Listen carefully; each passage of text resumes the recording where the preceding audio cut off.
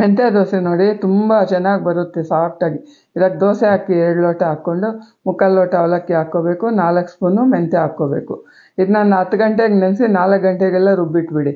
ಉದ್ದಿನಬೇಳೆ ಹಾಕಲ್ಲ ಅಲ್ವಾ, ಅದಕ್ಕೆ ಬೇಗನೆ ರುಬ್ಬಬೇಕು ಸ್ವಲ್ಪ. ಇದು ನೋಡಿ ನೆಂದ ಮೇಲೆ ಸಂಜೆಗೆ ರುಬ್ಬಿಟ್ಟು ಸ್ವಲ್ಪ ಅರಿಶಿನ ಹಾಕಿ ಕಲಸಿಟ್ಬಿಡ್ಬೇಕು ನೋಡಿ. ಈ ಮೆಂತ್ಯದ್ದೇ ಕಲರ್ ಬಂದುಬಿಡುತ್ತೆ. ಸ್ವಲ್ಪ ಅರಿಶಿನ ಹಾಕ್ಕೋಬೇಕು. ಇದು ತುಂಬ ಚೆನ್ನಾಗಾಗುತ್ತೆ. ಪೋಸ್ಟ್ ಮಾಡಿದ್ದೀನಿ ನಾನು, ಯಾರೂ ನೋಡಿಲ್ಲ. ಇಲ್ಲಿ ಹಾಕಿದರೆ ಎಲ್ಲರೂ ನೋಡ್ತಾರೆ ಅಂತ ಶಾರ್ಟಾಗಿ ಹಾಕ್ತಾಯಿದ್ದೀನಿ. ಇದು ನೋಡಿ, ದೋಸೆಗೆ ಬೆಳಗ್ಗೆಗೆ ಸ್ವಲ್ಪ ನೀರು ಹಾಕಿ ಚೆನ್ನಾಗಿ ಕಲಿಸ್ಕೋಬೇಕು ನೋಡಿ. 1-2 ನಿಮಿಷ ತಿರುಗಿಸಿದ್ರೆ ಸೋಡಾ ಹಾಕೋಷ್ಟೇ ಇರಲ್ಲ, ಈ ಥರ ಸ್ಪಾಂಜಿಯಾಗಿ ಬರುತ್ತೆ. ಇದು ಡಯಾಬಿಟಿಸ್ ಇರೋರಿಗೆ ಮತ್ತು ಎಲ್ಲರಿಗೂ ತುಂಬಾ ಆರೋಗ್ಯವಾಗಿರುತ್ತೆ. ಇದು ಮಾಡ್ಕೊಂಡು ನೋಡಿ, ತುಂಬ ಘಮ ಅಂತ ಇರುತ್ತೆ, ತುಂಬ ಚೆನ್ನಾಗಿರುತ್ತೆ.